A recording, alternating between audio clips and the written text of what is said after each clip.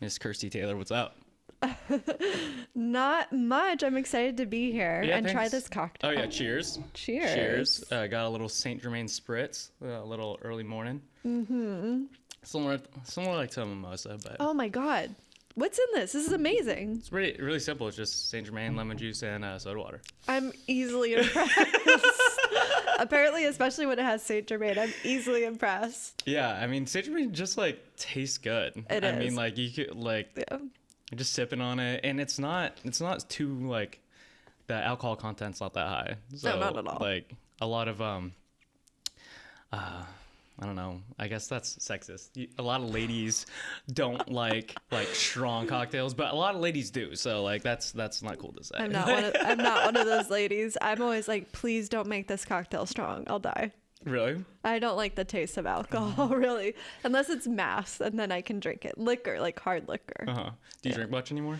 No, I do. I'll drink like cocktails and stuff. Yeah. I feel like my fiance Nish got me more into cocktails. Shouts out Nish. Okay. Yeah, shout out to this Nish. This dude has the coolest like whiskey collection. I was like so impressed. Oh my gosh, he'll be.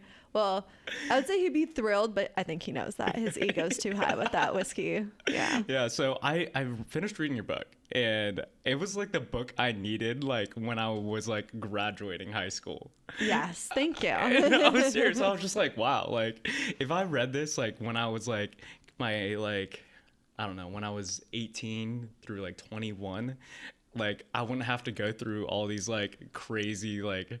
I don't know. Yeah. I don't know if heartbreaks is the word, but like Ups and downs. these emotional roller coasters that just like happen, you know? That's exactly why I wrote it. I'm like, Yeah. ideally, someone out of high school and college would be like, who would read this and get the most from it? But the reason I wrote it is I was like, I never felt like there was anything for us our age when we were back in the day. There wasn't really anything for us that taught us about like healthy relationships, what to look for when dating. We just kind of like went at it and hoped for the best. Yeah. Why is that, you think? Because like I don't remember like a guide or like I didn't even talk to my parents about dating much. You just kind of just like went into it blind. Exactly. You know? Like why do you think we didn't have those resources? Because like I think it's important to. Yeah, I don't know. I guess there's a lot of reasons. I think the reasons they exist now is social media is so prevalent. You can now talk about trials and errors. Like I did this when I was younger. It did not work. So now I have this. I just don't think we had that much information. All we had to go off of was what our parents told us, our aunt, our big sister, brother, whatever, and that was like our immediate circle. And that's the only place we got advice from, if we got advice from them. It just wasn't talked about either. Yeah. That's another thing. And I don't know if that's healthy as well too, because like, how do you know your aunt or your mom or your cousin was right? Exactly. You know, and maybe they're just saying their experience, and I don't know if that's like the true reality of like what a relationship should be. Totally. You know. Yeah. So like what is that reality though? Like how did you come to like observing and reading the book? Like they seem real to me because I feel like I've experienced those waves ups and downs like through my like dating experience and stuff like that. But like how do you know like that's the right way? I mean, none of us know what's the right way, right? I know what worked for me, what's worked for people around me, and I like to be very observant and I like to research a lot of things. So I only know what has worked for a lot of people and the psychology behind it all. I guess that's a big thing. You know, there is a lot of research out there. There is a lot of long-term studies out there to be like, hey, you know, a relationship where you prioritize communication is going to be more successful than the relationship where you prioritize passion, lust, and sex. But I mean, I always tell people my advice isn't for everyone, although I do think that there are some things that I say that are for everyone and would benefit everyone. But you have to. I mean, one, I just said communication is like most important in a relationship. You have to be able to talk to each other. I feel like that's with like every type of relationship though. Like if you're not communicating with your friends or your family, or like you yesterday, hey, are we still on for this podcast? Like that's really good communication, you know? Thank you. Yeah, no, it's 100% all relationships need communication. Trying to think of what other general pieces of advice I'd give. Yeah, like truths. Like if you had like a few truths of like what are just like standards or like really good truths in a relationship, what would they be? Obviously communication is one of them. I really stand by the advice that you should try to be as authentically yourself when you're dating, to find someone who likes that, rather than feeling like you need to act differently. Yeah. There's a lot of antiquated advice out there that's like, you need to change how you act, you need to change how you look, you need to change how you present yourself, you need to present yourself as this person that's like chase worthy, or this person who's gonna like hunt down women. And it's just like, okay, what are you doing? You're building a very surface level relationship, and that's just never going to end well. It might last for a while, but is it going to feel fulfilling? Yeah. Probably not. Yeah. Yeah. That authentic self though, like, do you think, like, I guess, like, I don't know, being a person that you admire, right? So like, if I'm not confident in myself and I decide to like work out, and like I decide to like groom myself better, I decide to like work on like talking, like those are good things too, even though that is like seen as like a positive aspect in a relationship, wouldn't you say? I would, yeah, totally. I think they're great, right? Yeah. That's improving yourself in that way. Great. But what's your motivation behind it? Is the motivation that if I don't do this, I'm never going to find a partner? Is your motivation like, I'm not worthy in this world if I don't get in shape, or if I don't start making more money? Or is it like, okay, I want to get in shape because that's fine. People want to look good. I'm not going to like pretend like people don't want to look good. Yeah. But it's healthy for me. Do I want to build, do I want to like go after my career because I want to provide my future family with a good life, and I want to be financially stable? Amazing. Great. But if you're doing things out of fear, that's where it becomes tricky. Then it's like, it's never going to feel good enough. How do you switch that motivation? How do you go from like you're afraid, like I'm going to work out because I don't feel like I will be loved if I'm not working out, right? How do you switch to like, I'm going to do that for me and I want to feel good about myself? Because like I know people who like live that like fearful way, and it's not just a relationship of like the other sex, or like an intimate relationship. It's like relationship with like like friends and society and stuff like that. Yeah, that's hard. It's, that gets really deep, because then you can be like, all right, what's my true motivation for this? Okay, I'm doing this because I'm scared. If I don't do this, no one will ever love me. Where did I get this fear from that I need to be really successful in order to find love? I need to, like, where am I hearing this from? Was it society? Was it my parents? Did I hear this from an ex or something like that? Then you can kind of like peel back the layers and be like, all right, this isn't actually me talking. This is my parent or my ex. And then start to be like, all right, what do I think is true, or what feels good in my body? Because to be honest, I have to look good in order to find a partner, or like be my best self at my prime. Doesn't really feel good, right? We want a partner who's going to be with us throughout life's ups and downs. Yeah, exactly. So, just kind of peeling back the layers, but that's hard. I mean, even I help people with that, but if it's really bad, like I always say, like, talk it out with the therapist, like they can help get into that deeper part of it. Sure. So you're a relationship coach, right? Yes. Relationship and dating. Yes. You're a relationship and dating coach. I always like to differentiate between them, because I don't know, some people hear dating and they're like, until I'm married, I'm dating. What do you mean until you're married, you're dating?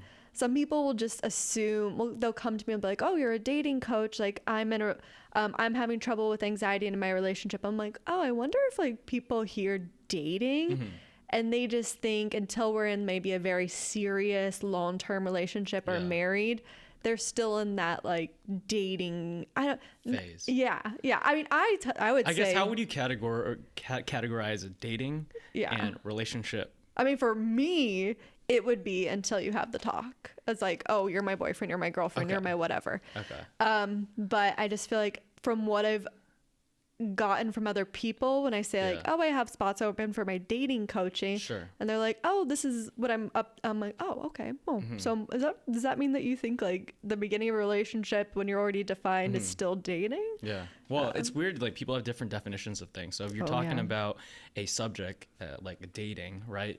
You have to first define like what dating is, what a relationship is, Totally. So totally. What is the benefit of going to, I guess, a relationship coach versus like a relationship therapist? Okay. So that's just, what's the difference between therapy and coaching? But 100%. Relationship therapist focuses a lot on the past. They help you process trauma. They help you peel back the layers. But the biggest part is they help you process things. They help you process trauma. A relationship coach helps you make very achievable goals, or not achievable. What's the word I'm looking for? Yeah, we'll just say achievable goals. Like, this is how, like, you have this problem. Oh, I feel like I can't stop thinking about if my partner's the one. Okay, that is a problem. Where do you want to get to? Let's figure out some steps to get there. That's coaching. Yeah, coaching. Okay. Versus therapy. Hey, I'm scared my partner will leave me. Okay, let's figure out where that's coming from. All right, you had a parent who abandoned you. Let's go and process that a shit ton. And that's therapy. Like, the coaching is much more goal oriented and future focused. Therapy a lot of times focuses more on, you know, what's happened in the past to bring you to who you are today. Okay. That's interesting. Because, like, I always thought they were like one and the same. Like, yeah. Well, I mean, and then if we get like legally, like, I cannot diagnose anyone. Sure. I'm never going to tell someone, oh, you have anxiety, or you, I don't know, other DSM-5 stuff. But that is like the big part of it. That's the huge part of it. Yeah. The big part. Yeah. What do you think is beneficial in having a relationship coach? Because obviously therapy allows you to, from your definition, what you just explained, is it goes through these like past traumas or like your past to identify what is the factor in not progressing you from growing in your relationship, right? So what's the benefit for, I guess, the coaching aspect? Yeah. I love that you asked this, because I also don't work with anyone who isn't working with a therapist or hasn't worked with one in the recent future or recent past. Okay. Because it's hard to figure out that how to move forward if you're so stuck in that past. Sorry, what was the question? I forgot. What's the benefit of having a relationship coach? Yeah, you're just working on goals. You have the accountability. You have someone being like, hey, you can be like, here's my issue. They see it from a different perspective. We are, you know, very familiar with adult relationship psychology, and tools and exercises that like help with that. I also like equipping my clients with tools to feel, I coach a lot of people that are anxious or just have a lot of anxiety. And I like to equip them with tools that are specific for dating, that are specific for relationships, and how to handle those different scenarios that come up. So it's kind of like being equipped with tools, having an outside perspective. Yeah. I guess the deeper question is like, why have those goals in a relationship? Yes. I mean, just to feel like you can thrive in a relationship and build a stronger one. Yeah, isn't there some beauty to like the spontaneity or just like letting it grow naturally and like just like, oh, let's see where this goes? I think there is 100%. And this is a good question. I guess first off, it really just depends on your personality, right? Like maybe two people get together and they're very just like what you explained. But what if you have one partner who's constantly plagued by insecurities, and it keeps affecting the relationship? Or what if you both really suck at communication? And those just like, you're great or something, but you're like at a 7, you want to get closer to a 10, that type of stuff. But, you know, I guess it's whether or not you have this like growth mindset versus, I don't want to say like a stuck mindset, because there's nothing wrong with being like, things are good. I don't feel like things need to really progress for some people. For others, they see the room for growth and they want to take it. I like that. Yeah. Cause I don't know, I guess for me, I don't know if I ever would like just having a goal in like a relationship, but then there's a ton of people who are searching for like certain aspects in the relationship, you know? And I was like, oh, like to have someone guide you to that process sounds like amazing and nice versus like, I guess it's their personality is like someone who just like simultaneously just like, oh, I'm going to let it grow organically or do whatever. Yeah, you know? Totally. What does love mean to you? Or like, what's the definition of like love? Because I don't know if it's like a feeling. Obviously you have different perspectives of the way you describe love in your book. It's called What I Wish I Knew About Love, by the way, guys.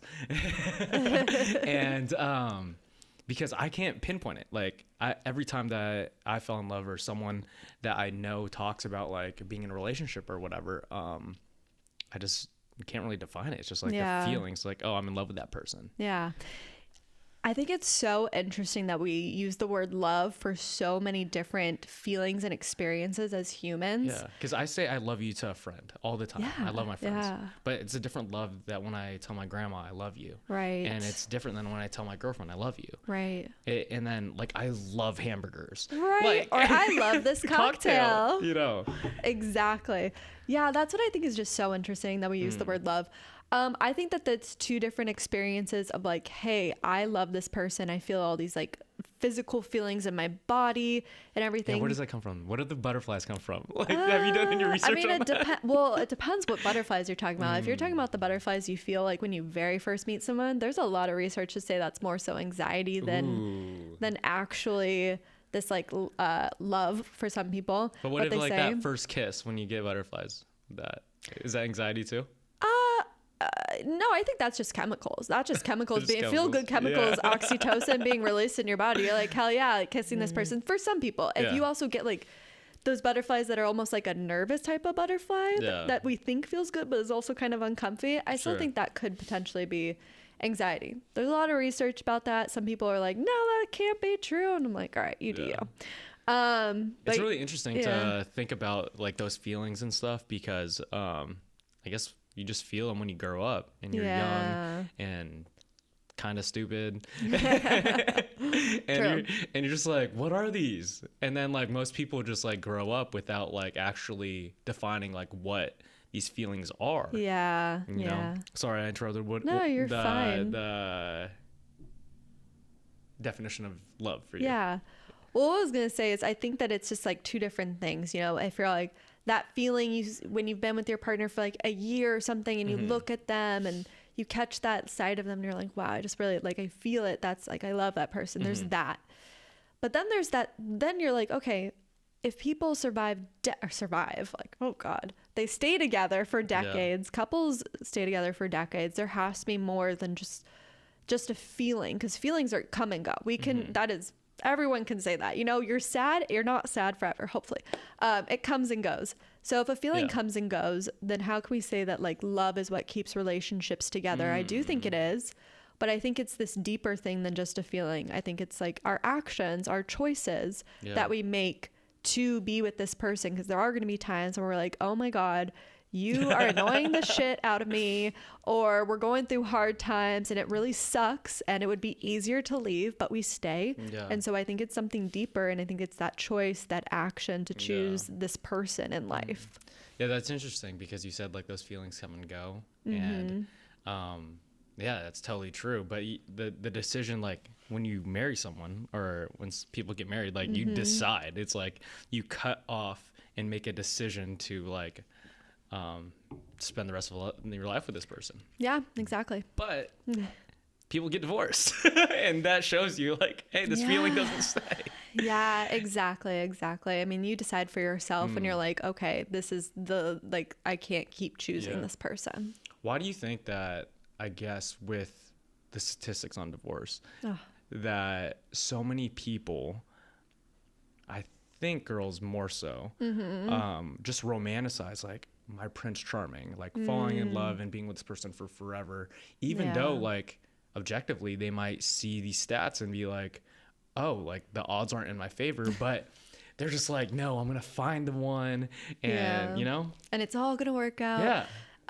Definitely, it's like the media, especially our generation. We grew up watching those Disney movies and everything, where like Prince Charming comes in and happily ever after. What's so funny is if you watch those movies again, it's like everything ends at them walking away, them walking away after getting married. Give me an example of the movie. Oh, geez. Oh, you're calling me out. Okay, so like I'm 90% sure Cinderella is they get married and then they go off into the sunset. Okay. Right? Yeah.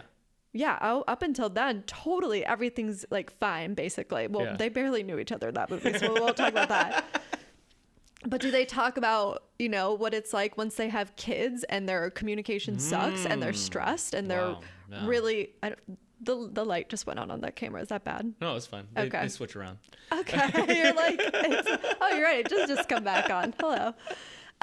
Yeah, it just talks about, or it just shows us this idealized version of a person comes, especially women. Yeah. A guy comes into my life, he saves me, he does, like, everything's fine. It doesn't show anything of a relationship. It just shows the kissing, the marriage, and the going off into the sunset, and it's like, it's fine, everything's good. Yeah. And I you know, as much as it's like, oh, that's just a movie, well, that's all we were watching when we were kids, right? So it's, of course we're gonna see that. Or even there's just so many non-Disney movies that we watch, like romantic comedies of like 10 Things I Hate About You, Sweet Home Alabama, very toxic up and down relationships that when they finally decide to be together, everything's fine. Yeah. That's interesting because I didn't think about that. I guess like the cartoons and like the Cinderella stories of Prince Charming's, because it just ends with the happy ending and like they're still young and they don't have kids. Yeah, right? I was like, oh shit. I'm 90% sure Cinderella is like 16 in that. Really? Yeah, they're all like really young. The originals, right? It came from, I forget the name of the guys, not the Grimm brothers, something else.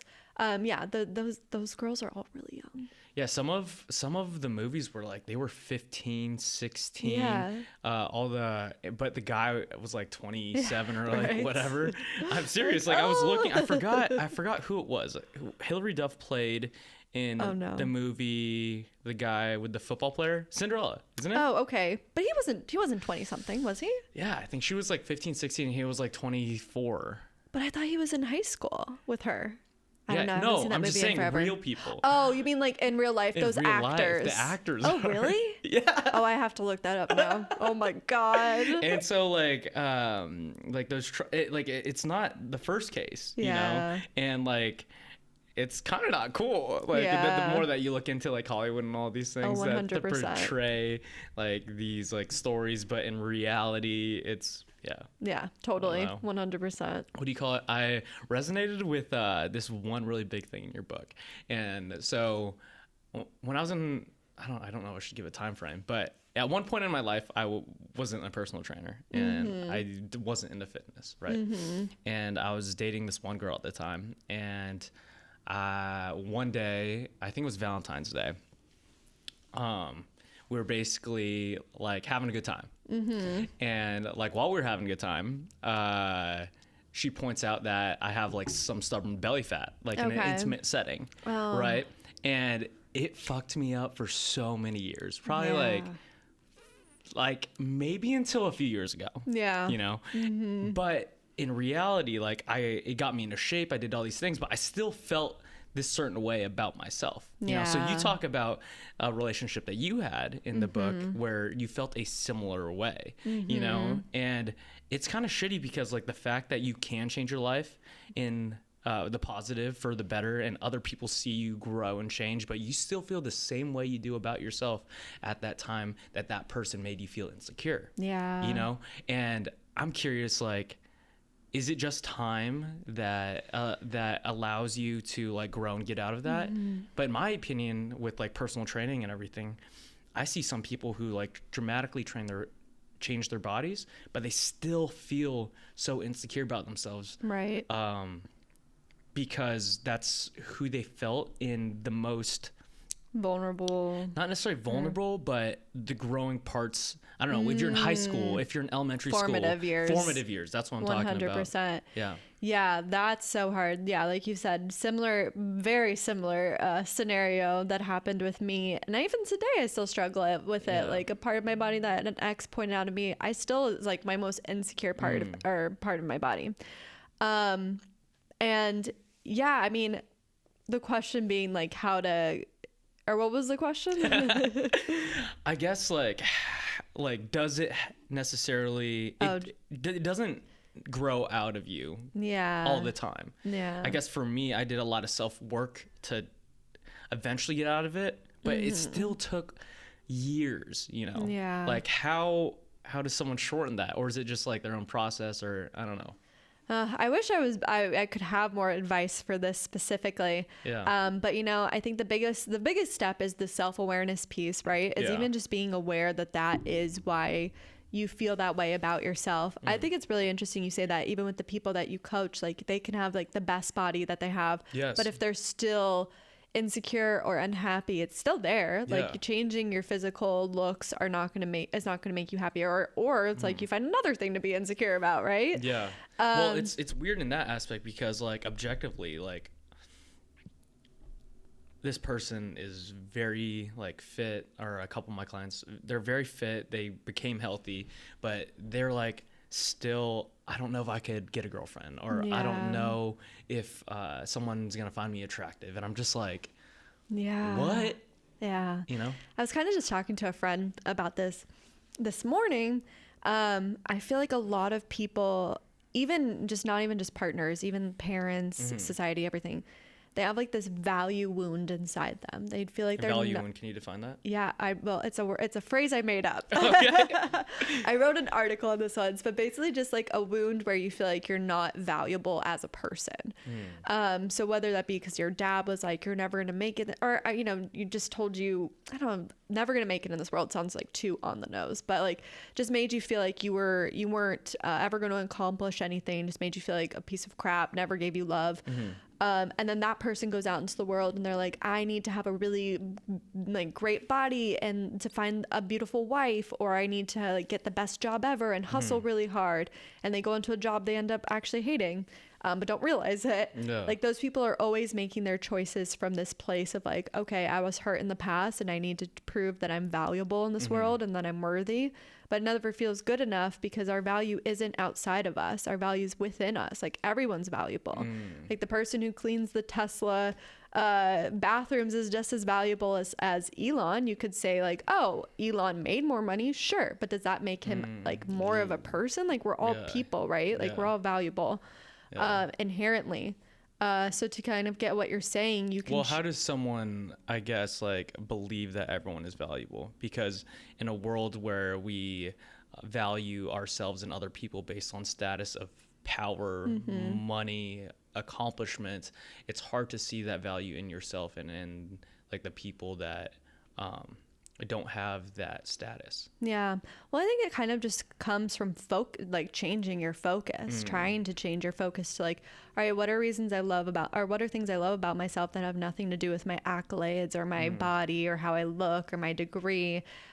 You know, starting to focus more of your energy on things in your life that aren't achieving. Yeah. So whether that be like a hobby or seeing your friends or just doing whatever, like self-care, whatever makes you happy, just kind of shifting your focus starts to help you realize that there's more to life than achieving. And I don't think there's nothing wrong with that. Just when you tie it to how you feel about yourself and your value, that's when the problem rises.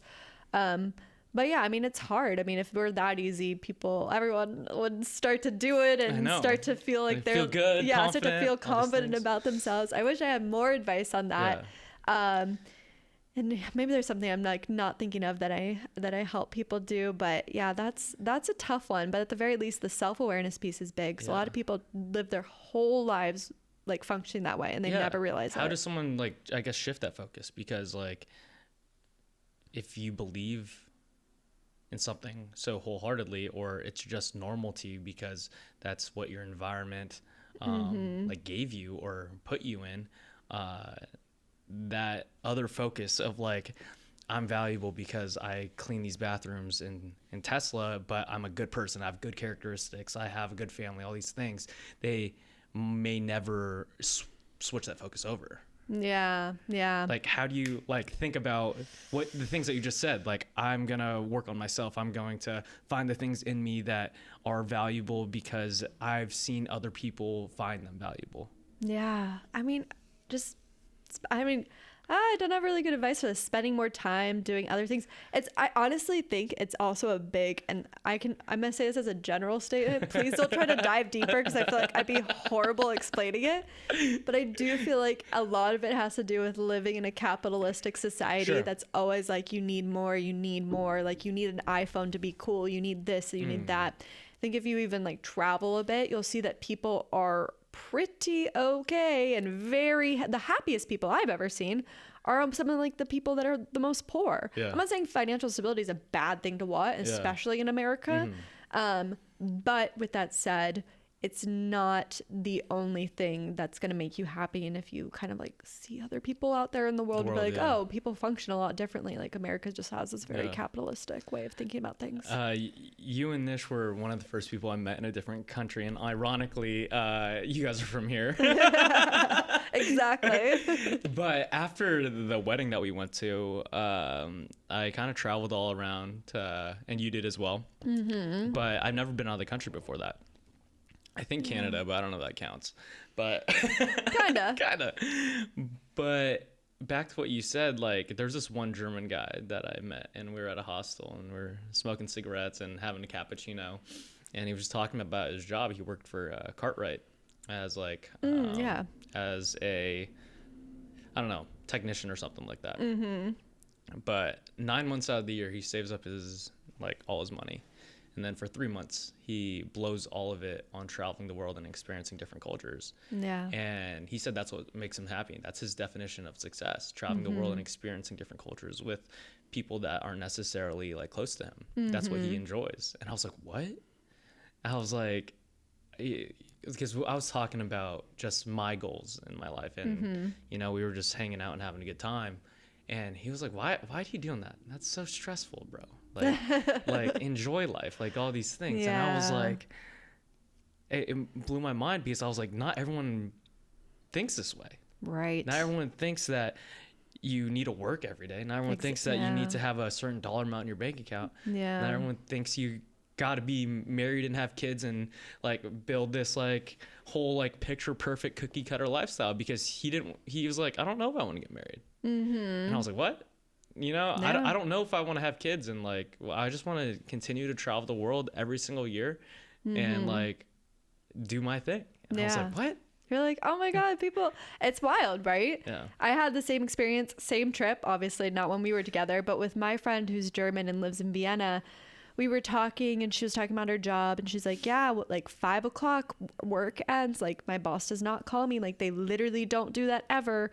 Like that's not a thing in Europe. Higher ups, they just don't hit you up. They don't hit you up. 5 p.m. you are done. There's nothing like weekend calls, weekend meetings. And she also said, and again, I am not saying that trying to get yourself out of poverty or want financial stability is bad. Yeah. But she said this whole like rags to riches idea that America has is just like not a thing as prevalent in Europe. Like people aren't like, I need to become super, super rich in order to like totally change my life. Yeah. Just not how they think about things. Well, it's weird too, because like maybe it's because I live in LA or you live close to LA that we see.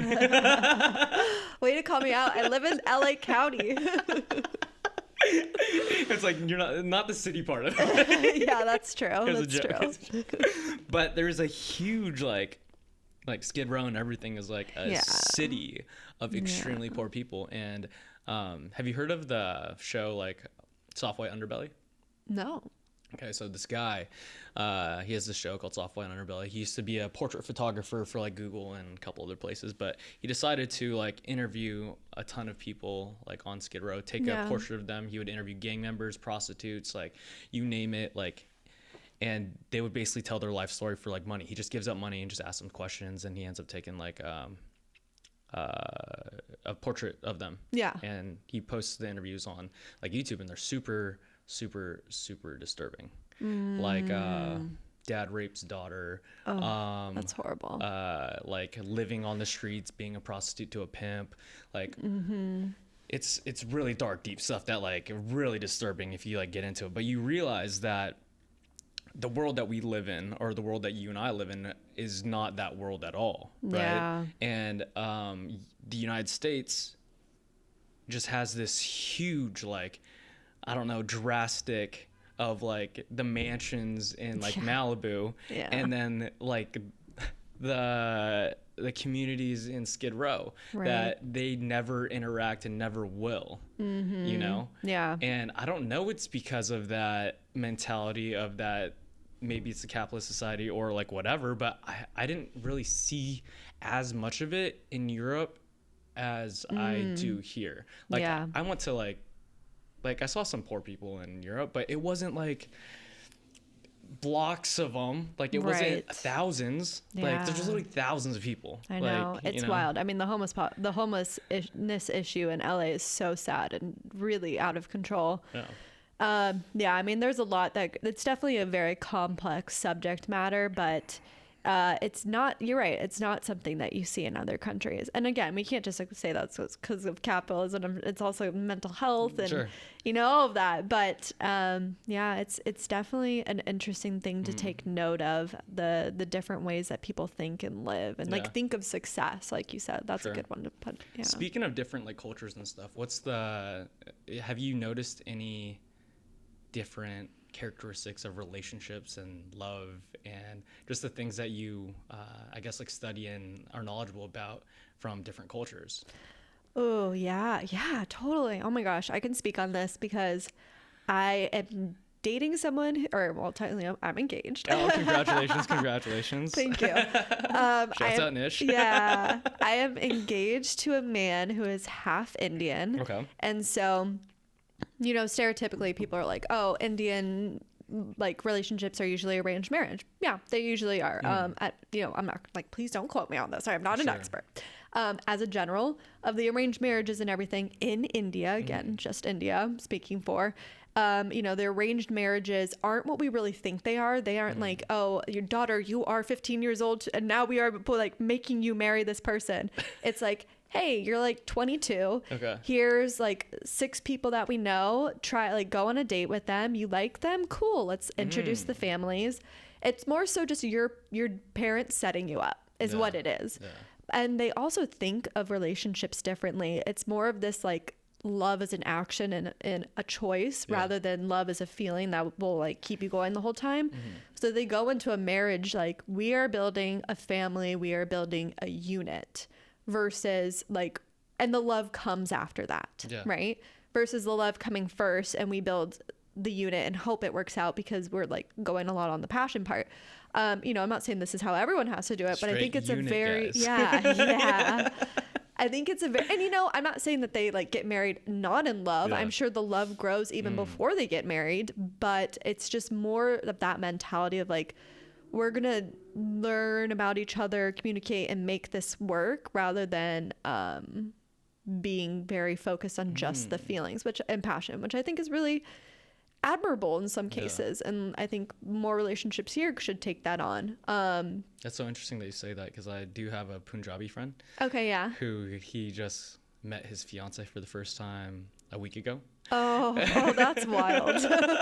But they've been talking like over the phone and everything and like dating online and like all, I mean. Oh, does she live in India or where? I don't know exactly where she lives, but she does not live in the United States as of yet. And they're having the process of her coming over right now. Okay. And it's just so foreign to me because like what you just said, if I didn't know this buddy of mine, what you said would sound so foreign to me because it still sounds foreign, but like I have one thing that I could relate it to.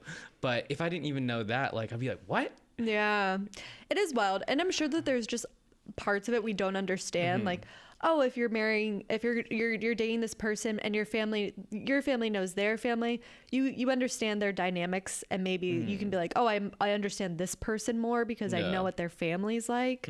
And you just have more information to go off of. I mean, do I think it's the ideal way of dating? Probably not. But I think it's, I don't know. It kind of blows my mind getting married to someone like so quickly. I think that, at least a year or 2 of getting to know someone and even living with them is ideal. So if there was like a way to mesh those two ideas, I think that's a reason why that a lot of people break up or get divorced is because, I don't know, I have some friends who moved in with their significant other 1 month in and then they got married quickly and then they're no longer together. Oh, really? Yeah. Oh, wow. That's wild. I don't have any friends that have done that yet. I mean, statistically, the 2 biggest things that are reasons people get divorced is money and communication. And communication, it's wild when I post things online and I'm like, hey, talk to your partner before. How do you measure communication? Okay. Like if resentment level, your own resentment level is good. No, but you said money and communication, right? So like, obviously you could measure like divorces because of a certain, like, I'm not being provided enough, or I don't know, something about money. But like you said, communication. Is that a statistic? Yeah, that's a statistic. Okay. So that's people being like, I got divorced because we couldn't like communicate. Okay, so they would say that. And yeah, then, okay. exactly. Got it. Exactly. Just want to clarify.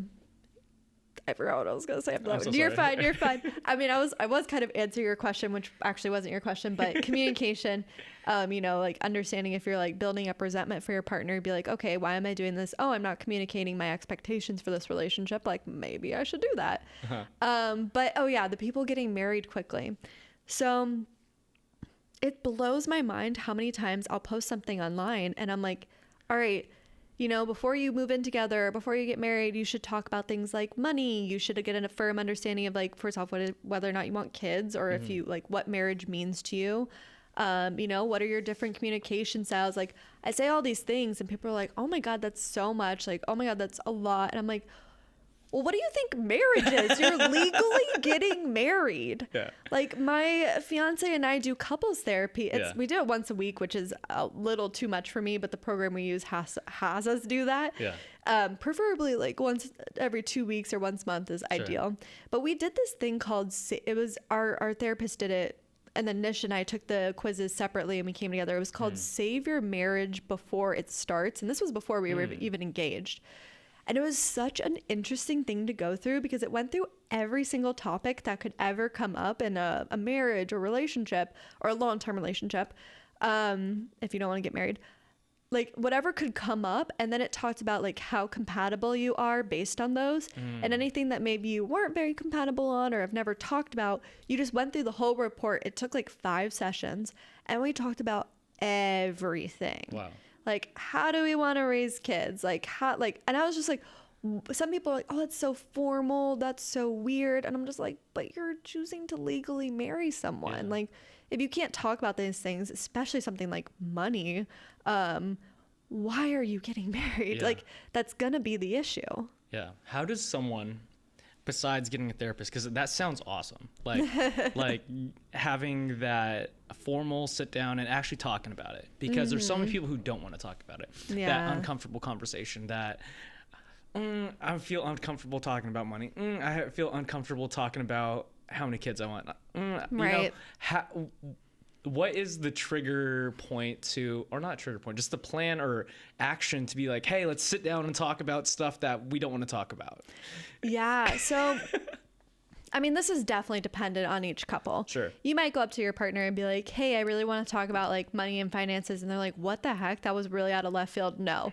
Hopefully they're not. Hopefully people are a little bit more receptive. Sure. But I say like, first off, setting the tone, being like, hey, like, I think it would be really nice since we talked about potentially getting married, if we talk about a few things. There's really good books out there to like kind of help you with this process. There's one book by the relationship researchers John and Julie Gottman called 8 Dates. 8 Dates. And yes, and it goes over, it's like one date at a time just like at your house or whatever. Sure.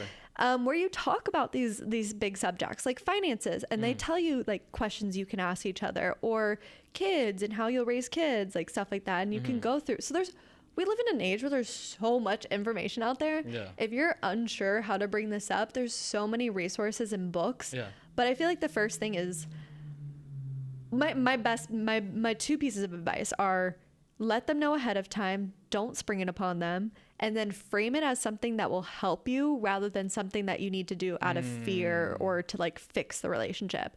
So if you're like, hey, I need to talk to you so we can make sure we don't get divorced, or hey, I need to talk to you because there's this issue, versus hey, let's talk about these subjects so we can really make sure that our relationship thrives, or that everything's going really well and we can keep it going well. Ooh, I like that. I like that a lot. Because usually like when those thoughts come up, you're so reactive. Yeah. And you're like, hey, we need to talk about this because I don't like this. Yeah. And I was like, whoa. Yeah. Versus like the way you worded it, and it's like you have a plan of attack. Not really, but like Attack. Exactly.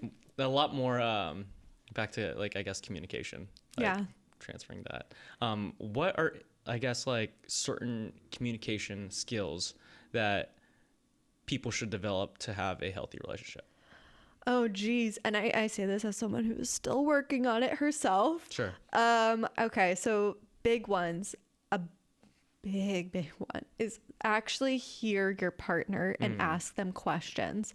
So there's just this general not theory, but practice called active listening. And there's a lot of little things under it, what you do. But a big thing is like really hearing your partner and either kind of paraphrasing back what they said. So if you're like, hey, Kirstie, I really don't like how you just leave the dishes in the dishwasher. It makes me feel disrespected. I'm like, okay, so what you're saying is you're feeling disrespected right now. And then I get into what I'm going to say rather than, oh my God, no, like, why would you think that? Like getting it. I'm already thinking of what Basically I'm saying. Affirming what they're saying to you. Yeah. It's like, I heard you. Or asking questions. Oh, that makes you feel disrespected. Why would that make you feel disrespected? Yeah. Gives you a chance for you to talk and for me to understand you more. Huge thing. Don't do things that things that are going to deteriorate your relationship, like snapping at your partner, rolling your eyes, like walking out of the room without any explanation. It's fine to put a pin in the conversation if you both feel heated. If you're like, hey, I really need to cool down. Let's revisit this in like 30 minutes. I need to like go be by myself for a little bit. Totally fine. Nothing wrong with that. You're probably better off doing that. But if you storm out of the room and don't say anything, or you're like, I can't do this, and you walk away, that's not good. That's not good. So there's lots of little things. That's cool. I feel like no one teaches you these like little skills. Not at all. Not at all. How do you feel about dating apps? Oh, geez. Because it's funny because I don't know if I have like, I got mixed feelings about them because I've been a best man at a wedding for someone who they met on Bumble. I've met so many people who got married from Tinder. But also I hear all these crazy stories. You watch Netflix, you see the Tinder swindler. Oh, geez. Oh, my God. That guy's wild. He's still out there. I know. He's still out there. So wild. If you guys don't know what we're talking about, there's this documentary on Netflix where basically this guy on Tinder builds relationships with a lot of females who he doesn't really love and gets them to give him money. To a lot of money. Like a lot of money. Tens of thousands of dollars. Oh, so freaking wild. Honestly, mad respect. I'm like, dude, how did you do that? And you got some hypnosis or action or something. He's like using the money from other women to fund his partying and hanging out with other women, and just it's circle. It's like a big circle for him. Wild. So dating apps. And actually I can say this more confidently now that I actually was working for a while making content for a company, but unfortunately it's ending after this month. Nothing I did or anything. They just don't have the budget anymore. So I will say that I did enjoy working with them, and they're one of my favorites. Coffee Meets Bagel, love it. If it's you were working with Coffee Meets Bagel? Yeah, for like almost 2 years. Yeah. No way. And so highly, like if you are in a city that it's really big, like it's great. They have one of my best friends met his girlfriend from Coffee Meets Bagel. Yeah, one of my friends who are married met them from Coffee Meets Bagel. Crazy. My fiance's best friend got engaged to his girl from Coffee Meets Bagel. Sure.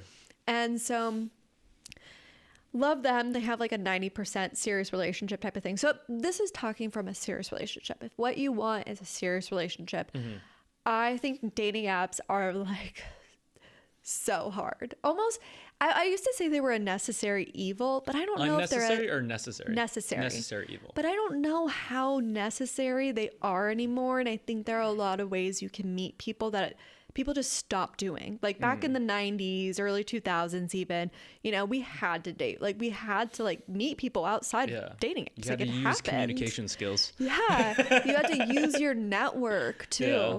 And nowadays we just don't do that anymore. The amount of people I'm like, hey, have you ever like let everyone in your life know, like, I'd really appreciate it if you knew someone who you think I would be a good match for, if you would like set me up with them. Yeah. And they're like, oh, I've never thought of that before. And I'm like, yeah, that's like number one, start there. Yeah. But dating apps, geez, they're just so hard on your self-worth.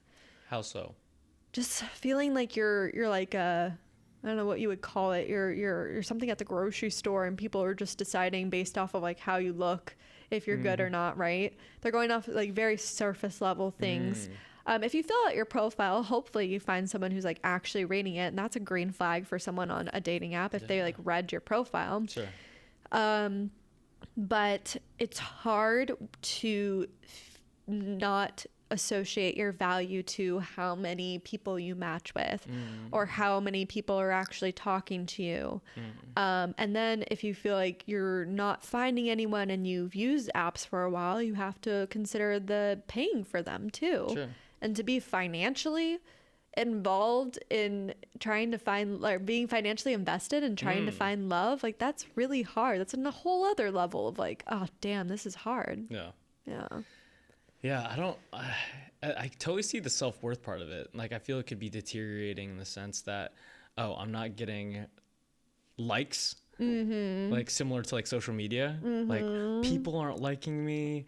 Like, Exactly. what am I gonna do? Yeah. You know? Or people go on it when they feel like shit. They're like, oh, I had a really bad date, or I'm feeling really insecure. Yeah. A lot of people, without even realizing, will be like, Sure. I'm going to open up and just swipe. And then they feel worse. And they're like, what's going on? But they don't realize it, right? They just feel worse. Do you see any positives in it? Obviously, like, they've been successful to some people. Yeah, right? no, I mean, the positive is that you're exposed to all these people that you wouldn't have normally been exposed to. 100%. That's like the biggest positive. Yeah.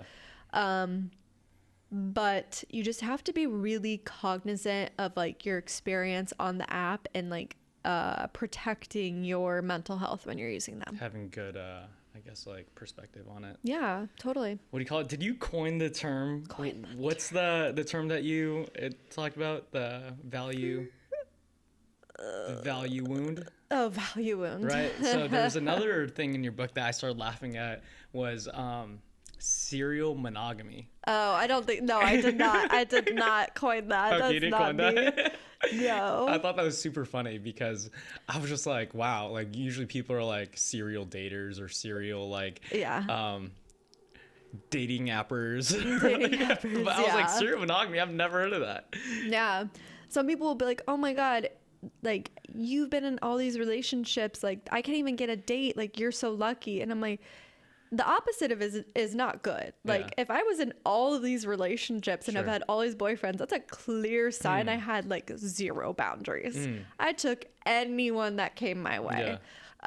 So it's like, if you're constantly in a relationship and being single is the most terrifying, which for me it was, is the most terrifying thing, and you'll take anyone that comes your way. That's not a good end to be on either. It's like two ends of the same spectrum. What do you learn from, I guess, having that many relationships in that short amount of time? I mean, I wrote a whole book about it. I mean, like, if you had to take lessons away from them, like, just a few, what would they be? Yeah.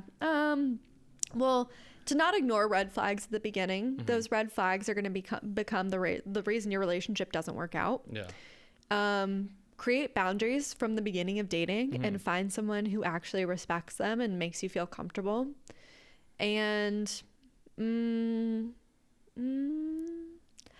oh geez. I mean, those are pretty solid. Thank you. What do you call it? Is this how you got into like relationship coaching and stuff? Because, like, I don't know, it blows my mind. Like, after I have a bad relationship or my past bad relationships, I don't go be like, oh, I'm gonna learn about this and then I'm gonna like put content out about it or like read about it or do all these things. Like, that's never my intuition. But I guess, like, how did you get into the subject of like just love, relationships, dating? You're like, why are you so passionate about it? Why do you want to help others like achieve like healthy relationships or dating or anything like that? Yeah, totally. So it was after the person I dated before, my fiance now, we had broken up, and I kid you not, like, that relationship was like 3-ish, 4-ish months, and it had happened like 2 weeks after I broke up with I was broken up with by someone else. So it was like one relationship after another, and they were both horrible. Like, I did not like the people. They did not treat me well, but I stayed until they ended it.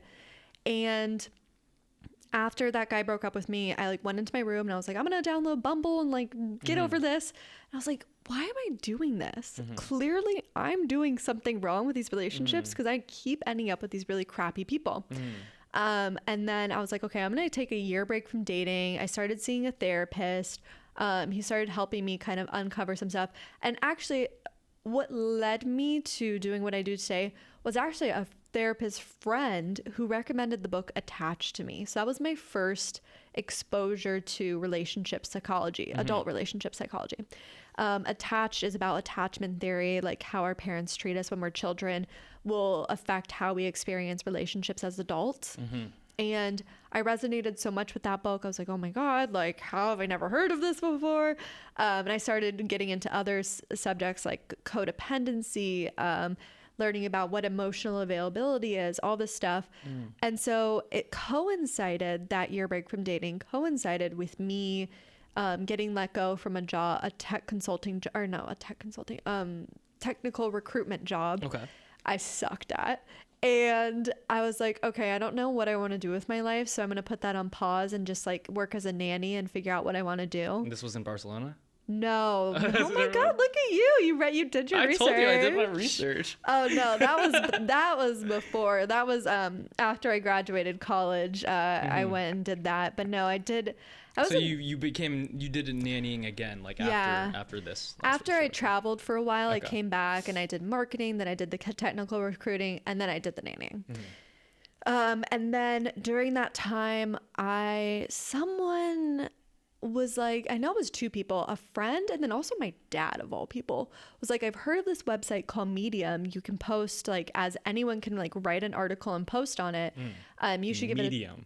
Medium. Okay. You should give it a try. And I was like, write about what? Anything? Just anything. Okay. I don't know what they were like, oh, you should write about at that time, but I started to write I have to give myself some credit. I had other blogs in the past. Like I ran a vegan food blog in the past, and I did some travel blogging when I lived abroad. So my parents were like, or my dad was like, you're a good writer, like post about stuff. And I don't know why my friend said it, maybe probably the same thing.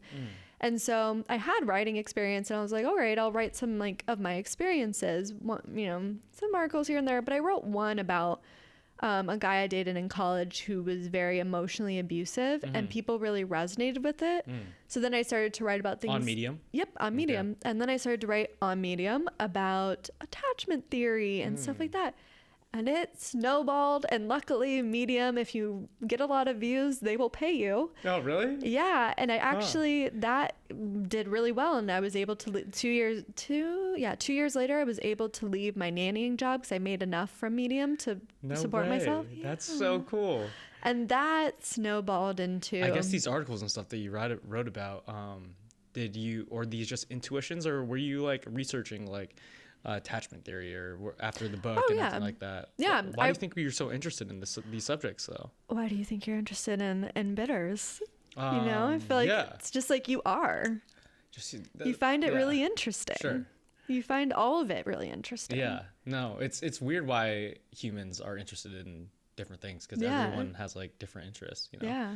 You find what you're really interested in. You find yourself researching and reading about it even when you don't need to be, right? So I'm not, and then you ask like, why do I want to help people? I really thought I wanted to help people like apply it to their own lives, because I had gone through the same thing. And I really, when I got comments that were like, wow, I resonated with this, I learned so much, I was like, oh man, that's amazing. That was really cool. So yeah, I didn't start coaching until actually a year ago. And how did you start that? I had a lot of people saying like, do you coach? And I was like, I would never coach. And then I was like, oh, I would actually coach like a certain kind of person. Rewind a little bit. So you kind of blew up on social media or TikTok. Was it TikTok? TikTok. How recent was that? I was just looking at your TikToks last night, and they're pretty funny. They're cool. Oh, thank you. I think I started my TikTok in November of 2020. And this is like, did you just take like aspects of like what you're writing in Medium? You're like, let me make a shorter form content that's kind of entertaining. Yes. Okay. Yep. And then did that just spiral too? Yes. That's awesome. The TikTok stuff was wild. That I never imagined in a million years. How did you build your confidence to, I guess, like put yourself out there like that and do like, I don't know, all these like is it quirky? Is that the thing? Quirky, yeah, sure. Quirky things that have real life lessons in them. Yeah. I wish I had more advice. Than I've always just been the type of person that's like, I don't really care. Like I don't really have a filter, so I'm always open to sharing things. When it comes to the videos, maybe it helped that like no one really used TikTok at our age in November 2020. So I wasn't really worried about like any of my friends seeing anything. I mean, now I post all my TikToks on Instagram too. Yeah. But back then I was just like, I'm just gonna post these, and then I get comments that are like specific things, like be like, oh, you have really good facial, like really funny facial expressions, and I'm like, oh, like that's cool, so that like helps. Yeah. But I don't know, I was never worried about what people would think if they like would think about me on my videos, and you never like thought about that at all, because there's like a lot of people out there who want to like are super into dating or super into something, and they want to talk about it, and they want to put it online, and they have this like deep passion for it, but they're like, I don't want people to judge me or think of me in a bad way or anything like that. Yeah. I mean, I think the biggest advice that I have is, well, practical advice being, you know, one, try to just imagine you're talking to a friend, and that helps a lot. Two, anything that you do consistently gets easier. It's going to feel uncomfortable, but it's going to get so freaking easy. It'll be like second nature. Yeah. How do you get the consistency part? Because it's a lot. Yeah, like, it is a lot of videos. It's a lot of videos. I wish I could see how many TikTok videos I've made, because it has to be hundreds, if not almost probably maybe 1,000. Like, do you have a schedule? Like, like how do you plan the content out? Like, I'm super curious. So I guess like in terms of planning content, I just have so many different lists of like a ton of ideas. Like you just write them down, like a whiteboard or a list of paper. It's a list of paper on your phone. On my phone. Okay. I have tons of these long TikTok idea lists. But then I also do a lot of trends. So that's just like, okay, here's a trend. Where do you find the trends? On For You page. Okay. They just come up. You'll see, if you look at TikTok enough, you notice them. Then I'm like, okay, what could be applied to this trend that's within my niche? But in terms of making them, I batch make them. I make like 8 a day, like not 8 a day. Oh my God, 8 in one day. Okay. So I'm not like every day making a TikTok. You're not like posting it one every. I do post, but like, you don't post 8 a day. Yeah, I don't post 8 a day. That'd be insanity. I make like 8 in one day and maybe post 2 or 3 a day, and then I'm like, cool, I have enough for 4 days, and that means I only need to record TikToks like twice a week, and that's really manageable for me. Yeah. But I guess in the beginning, like there was no reward. There was no. Yeah, there wasn't. Like you didn't have to do it for anybody or a paycheck or anything like that back then. Yeah, that's a good point. Because a lot of people, like, I get it. If you're a content creator now, like you have, I guess for me, right? Like now I'm required to post a certain amount of podcasts like a month because I do have like a sponsor, right? Right. So, but like before, I just did it because I liked it, but I didn't post like 2 a day or batch them up like crazy like you did. Like it's very inspiring. Like what was the hunger to do so? Oh, geez, that's a good question. I guess it's like if it's like it's marketing, right? I don't know if that was it at the beginning though. But it is. I mean, if or at some point it is. Even now, I don't have to post a TikTok unless I do a brand deal, and I barely ever do those. I don't have to post. Like I could stop and I didn't post when I was, well, really, I don't think I did when I was in Europe. Posted a few. Yeah, like I looked. I was like, she didn't film this like in Europe. It doesn't look like it. Okay, it looks yeah, like it was I didn't home. film in Europe, so that means I didn't film for 18 days, which means that at some point, some of those days I was not posting. Yeah. So you know, I don't have to post. It's just the idea of, I guess what drives me is seeing a buildup of results is nice. I like entertaining people. I like getting, like when I get nice comments, like those are great. Those are really inspiring. Make you feel good. And then just knowing that consistency is just key. If I'm going to do something, I'm going to do it consistently. Like, why am I going to do it if it's not consistent? Yeah, there's that one phrase, if it's worth doing, it's worth doing well. Yeah, exactly. Yeah. What do you call it? So there's a couple books that I guess are against society.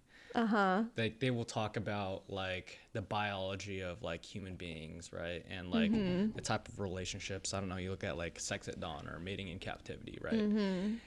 And they talk about like polygamy, right? And they talk about those things. And if someone is to read all those books that are just not the standard to society, as well as experience life in society and the normal rules that are portrayed on us, how does someone know like what is right? Like why is it not right for me to have 10 girlfriends, 2 wives, or like whatever, versus like what society tells you, like you're meant to be with one person for the rest of your life. Yeah. And if someone doesn't know and is super curious, like, what's right?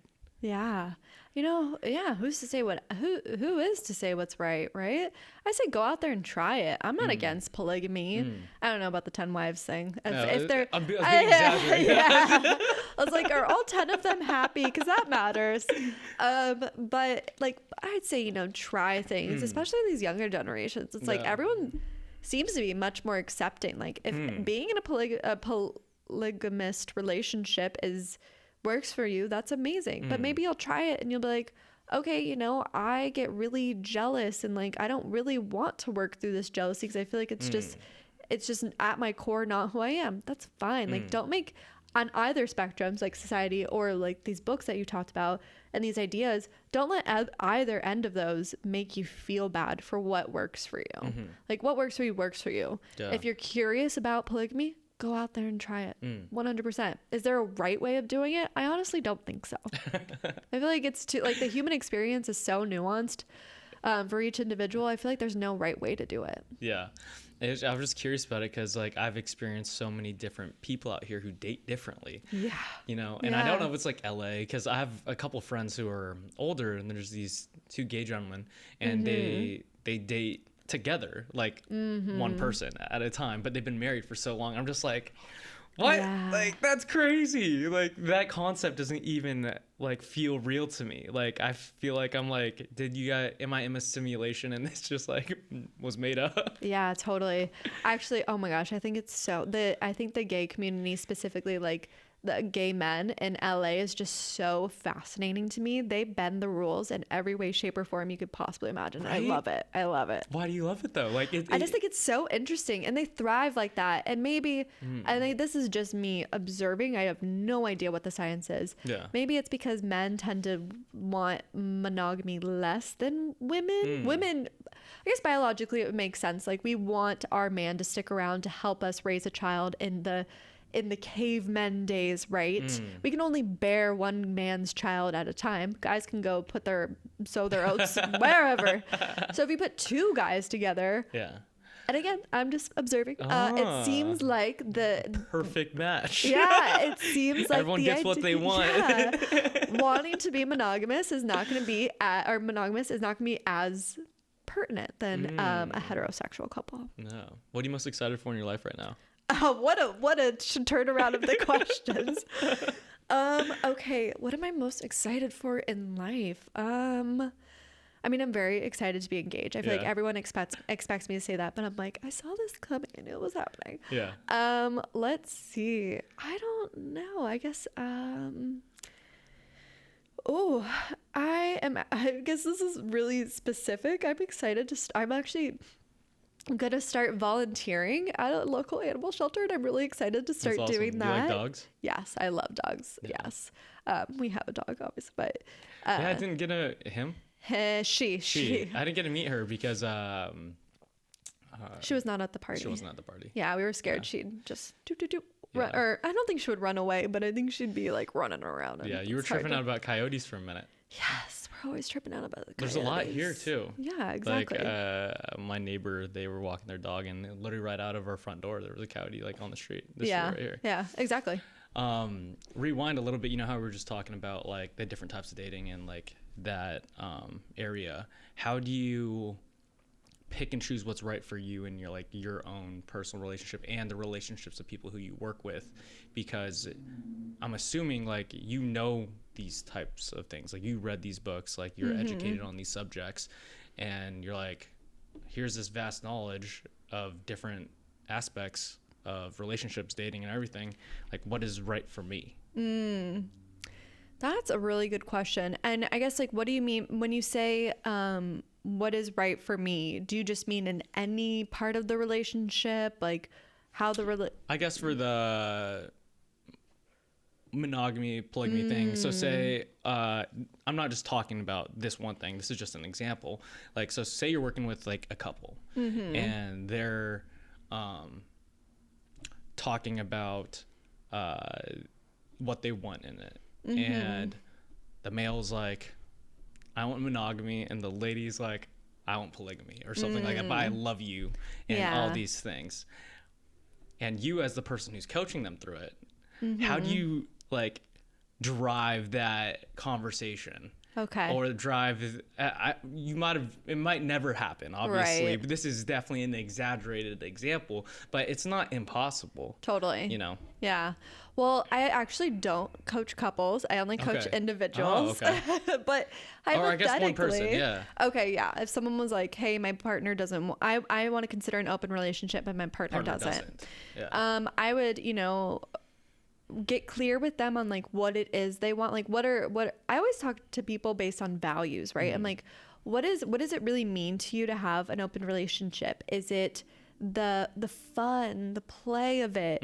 Is it that you feel like you don't have freedom right now, and really get to the understanding of that? So at the very least, it's like, oh, maybe what you want is just more freedom, and you don't necessarily, and this isn't to, again, bash open relationships, but maybe try, and if your partner is really not open to it, like try getting freedom in other ways, and let's talk about what that looks like.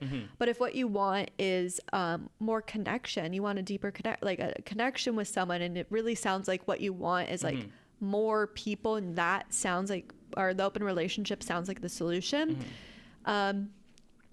It's just, is that, I always tell people, is that a deal breaker for you? If your partner's like, absolutely not, like I've talked to you about it and I really don't think this is for me. This might not be the right fit. What's more important to you? Can you be in the relationship without it being open, or is this going to be the deal breaker? Yeah. Yeah. That's interesting. I like that. Heartbreak. Heartbreak. Yes. Why do you think people are so like lost and down and deep and like hurting from a relationship for, it could be a short period of time, but at least for some people, including myself, like early ages, early formative years, like it really fucked with me like a lot, and it really fucks with a lot of people, like, and it's hard to dig themselves like out of a hole. Like why do you think that is? Like I don't know the chemistry behind it in like in people's brains or anything, but I guess in your opinion, why does losing someone or losing a feeling you have with someone so hurtful and could last so long? Yeah. So really, I mean, yeah, it definitely depends on, like, some people will be like, oh, I only dated this person for 3 months, but it hurts more than this person I broke up with that I dated for 2 years. And I'm like, well, you broke up during the best part of the relationship, which when all the chemicals are going, everything feels good. So to have that suddenly taken away from you, it's like a drug addict having your drug taken away. Like it sucks. It's like withdrawal. But then if you've been with someone for 2 years and they're like, hey, I don't feel this anymore, this isn't it for me. Well, first off, if they say like, oh, you're just not enough for me or something, like that's a shot, not a shot to your ego, a shot to your self-worth. And that's really hard to come back from.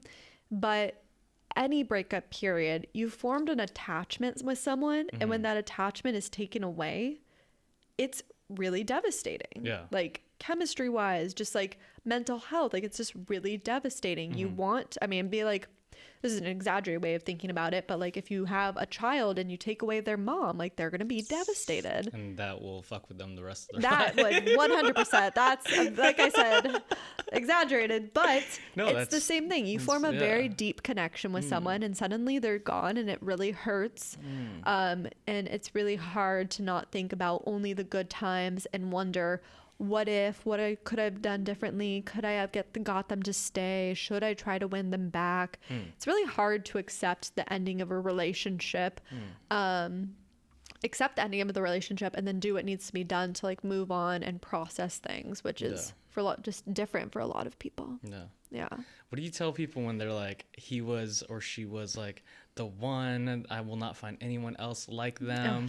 There's like, they were my soulmate. There's no one else in the world that will ever like be that piece to the puzzle. Yeah, that's a hard one.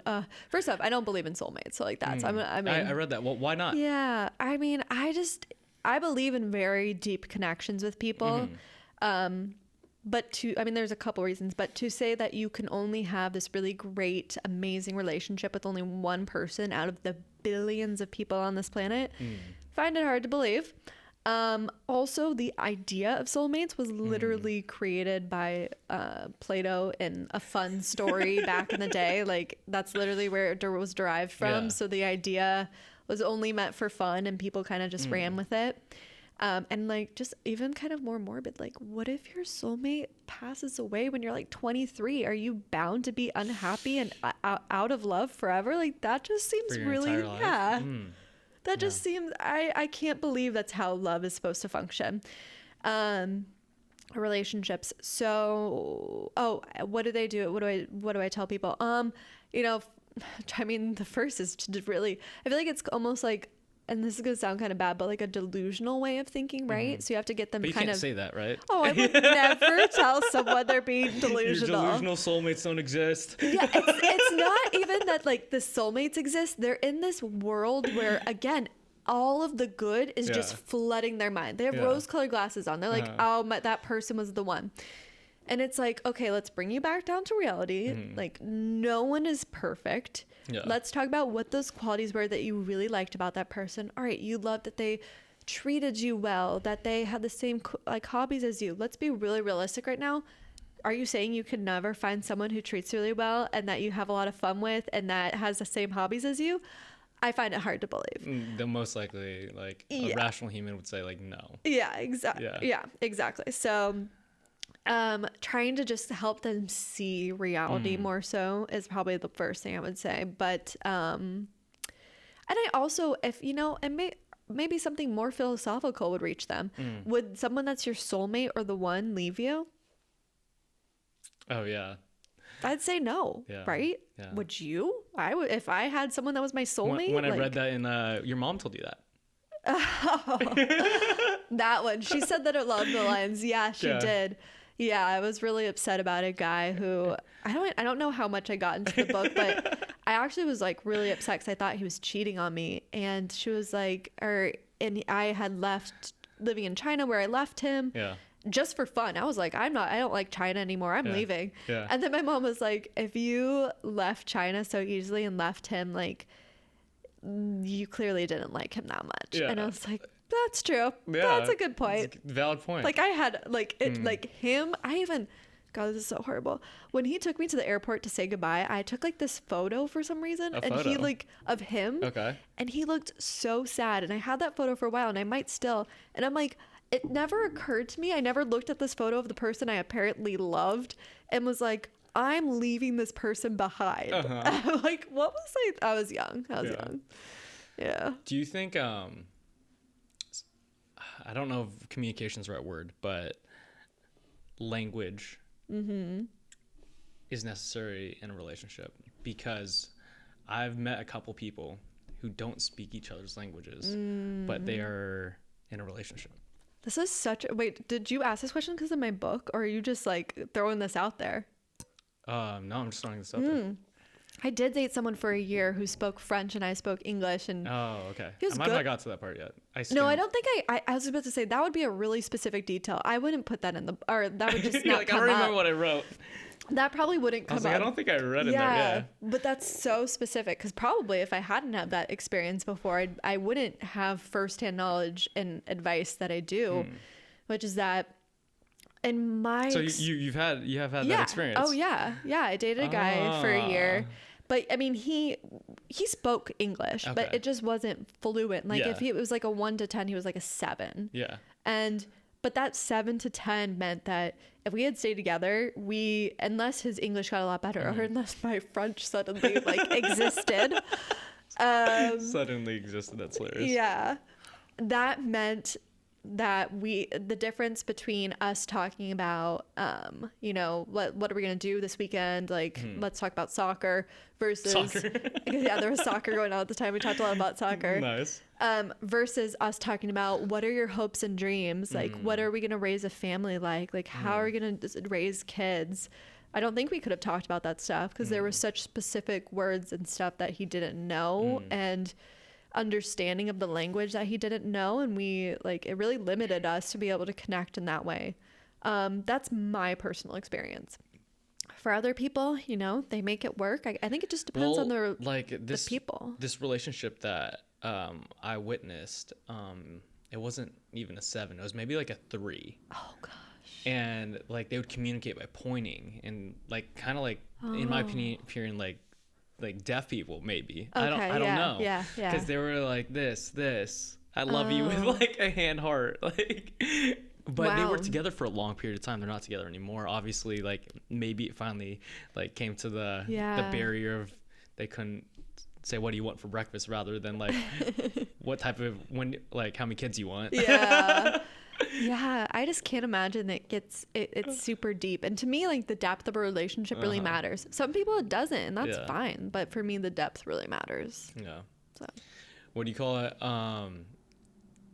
How do people like if they want to work with you, like what would they do?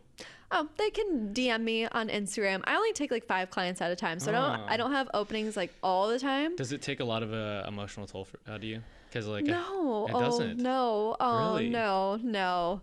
I don't know. I always worry that I'm not a good coach because I don't have I have training, but I don't have like a ton of years under my belt. Or there's some people who are more like of the coach you would like think of when you think of life coach, more like spiritual or something. Sure. And I'm not like that. And so sometimes I'm like, I hope I'm helping people. But then I get out, like I'm on calls and my clients are like, oh my God, this has been so transformational. It's been 3 weeks. And I'm like, oh, thank you. Well, that's great to hear. I feel like I just like complimented myself and I completely forgot what you asked. Does it take take a toll on you? And yeah, I don't know. Because I think, like if I'm having a conversation with like friends and they're just like telling me, oh, like my boyfriend, my girlfriend is just like this and that. They're basically like word vomiting their entire life on me. It's like, dude, I love you, or girl, I love you, but like, hey, like I can't take this right now. Like it's taxing on me. Like I have to say that sometimes, you know. And I was just curious to see if like just like listening to people's, I don't know necessarily problems, but their situation is like. Yeah, for some reason, no. And, you know, some people tell me That's some awesome. Really deep stuff. It gets into some really sad, deep stuff sometimes. So I guess I'm lucky in that sense. And I'm not like I'm not like a brick wall with no emotions. It's sad. But it doesn't take a toll on me. Yeah. What's your advice for people who, I guess, are feeling lost and they don't know what they want to do, right? For example, like you kind of found yours organically, right? Yeah. And like they were working at that telecommunications or like whatever job that you had and they hate their job. They want to move, they want to find something they're passionate about, curious about, and they don't know where to start. Oh wow, this is a good question. I would say first off to try things, but I know like time wise that might feel really like tricky and hard. Maybe think about a practical skill you enjoy doing and like comes pretty naturally to you. That would probably be a really good piece of advice, because if I had realized what if they say that they're not good at anything? I don't know, you're putting me on the spot here. Yeah. Oh geez. I mean, okay, maybe the best piece of advice that I have is to go for something you think you might like or be interested in, and don't be afraid to quit it or end it. You know, some people are like, oh, and again, consistency, of course, but some people are scared to start things. I'm like, I'm not scared to start things. Like I did a clothing line like a year ago, and I decided it was not for me, and I ended it. And I was like, all right, I tried that. At least I know now. Like, I don't know, just try things and don't be scared to like quit it, because then you'll just never know if it was right for you. What do you think the timeline is for that? Like, say I want to, I don't know, be a dating coach, right? Yeah. And like, no one is wanting to like be coached by me for a year, and then I keep going because I don't want to quit, and then it's 2 years, and then it's whatever. Well, you know, like how long should you keep trying at that task or that curiosity or that you know? Well, I think what you just said is very interesting, because I wouldn't say that the dating coaching is the issue. It would be like a marketing thing or finding clients. But if you were like, I have had 1 client or 2 and I enjoy it, but I'm not getting the results I want. Okay, different. Like change how you're trying to find your clients, hire a business coach. Different things you can go about with that. But if we're talking about the idea of like, oh, I don't like this, I'm hoping I do, or like I'm hoping it builds and it gets more comfortable. Yeah. You know, geez, I guess so. Say I like pottery, right? Yeah. And like I just am gonna work on pottery, and no, like some people like it, but I just want to figure out like what's the time frame that someone should try something until like they decide to stop, or do they never stop and they just have that maybe on year 21 that they become the biggest pottery person in the world, you know? I don't have good advice on that, because then that's like the thing that you hear. It's like, oh, J.K. Rowling was writing her book and trying to get a publisher for so many years, or like certain actors didn't become famous until they were 50 or 60. Yeah, it's hard. I guess at what point does it become like a side thing versus like your main thing? I don't know. Yeah. I guess like you just have to factor in like financial stability. Sure. I don't know if I have good advice on that. What's your game plan in the next few years? Obviously, like you started everything on Medium, right? And then you built your TikTok, and you were starting doing consulting and working with like these dating apps, and like you wrote your book. I guess what's the next steps for you? Like, is it continuing coaching? Is that your true passion now, and like just growing that, or I don't know. So the coaching, definitely, I definitely really like that. I hope to do some like group coaching programs and stuff. I was kind of mentioning to you, there's going to be an opportunity for me to potentially write a new or redo my book. So that's really exciting. But I'm not really in the phase of my life where I'm trying to like expand and grow more so than just refine. So I'm trying to become a better coach and really refine what I offer people and refine my other offers that I have. Like I have a dating guide, which I'm really focused on, like getting out to people. So others, maybe other products, resources, I guess is the word, like that, building more like that. But I'm not too focused on necessarily like expanding a bunch. Sure. For people who like, I guess, objectively need a dating coach, but are so, I don't know, for me it was like therapy in an Asian household growing up. Like no one should go to therapy because it's for soft people, and it's for people who aren't emotionally like strong and like all these things, and you shouldn't do that. What do you tell those people for like dating coaching when they probably need it, or it would help them get to those goals faster, or, you know? Yeah. Well, most people don't come to me until they're like, all right, I really like need this. Like it's like so far along to the point where like, I needed something. Yeah, exactly. And you know, you can't be ready until you're ready. Even the same thing with like rewiring your beliefs around therapy, like you said. If it's always been something that's like for soft people, you shouldn't go to it. You know, I can't convince someone therapy or coaching's going to be for them if they think like, oh, it's like not something that's good for people. Like I'm not here to convince people. I'm here to help if they want it. But I guess, you know, if you're at that point where it's like, oh, I want to be more open to something like this, but I still get caught up in these old ways of believing. I guess I always ask people like, what's at cost? What's the cost? What's the cost of not making a change? The cost in this situation would be, I get into maybe more unfulfilling relationships. I don't like the phrase of like wasting time, but like maybe you feel that way of like, oh, I'm spending more time not being in a relationship that would make me happy. I potentially am hurting other people too. That's a big one. That's all the things that are at cost. Use that as motivation, you know? Do I want to spend 2 more years being in unfulfilling relationships? Not really. So maybe that should be the reason that I start doing something about it, whether it be dating coaching or reading a book or seeing a therapist. Go get your relationships right, guys. Yeah, exactly. Where can people find your book? Where can people find your social media and all your content and everything, all that good jazz? Yeah, so the easiest place to find my book is on Amazon. What I Wish I Knew About Love. It'll come up. My dating guide, all that stuff is all on Instagram and TikTok, and I was going to say Twitter, but I don't really use Twitter. But Instagram, you kind of post your tweets on Instagram, though. I do. Yeah. I do. I only use Twitter to post them on Instagram. What is so different about What I Wish I Knew About Love than any other relationship dating book? Yeah. That makes it worth reading. I mean, I put in my own experiences to try and like humanize the book and like make it more relatable. People always say it feels like talking to like a big sister, which I really appreciate, and I like that vibe. It also covers all the different stages of relationships, from heartbreak, self-love, dating, building a healthy relationship. And then it's just not filled with what I consider like BS. Like, I'm not interested in getting you to play games or beating around the bush. Like, it's just straightforward advice that you probably haven't heard before, just because there's a lot of antiquated advice out there. One thing I really like about it is a lot of people listen to advice based on experience, right? So you watch a YouTube video or a book, how to become a millionaire, right? Versus how I became a millionaire. Yeah. What's the difference? Yeah, you know? exactly. Versus like this book, a lot of people talk about how to find love.